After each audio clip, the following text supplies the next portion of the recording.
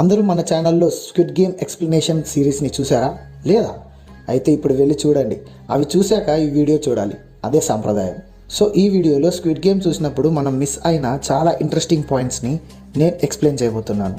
ఇక లాస్ట్ వీడియోలో అడిగినట్టు స్క్విడ్ గేమ్ని కండక్ట్ చేసిన ఆ ముసలాయన ఎవరు అనేది కొంతమంది కామెంట్ చేశారు. అండ్ ఎస్, అది నిజమే. గేమ్స్ని కండక్ట్ చేసింది 001 ప్లేయర్ తాత. మార్బుల్స్ గేమ్లో హీరో కోసం సాక్రిఫైస్ చేసి వెళ్ళిపోయినప్పుడు తాత హీరోని పిలిచి, నా పేరు నాకు గుర్తొచ్చింది, నా పేరు ఇల్నామ్ అని చెప్తాడు.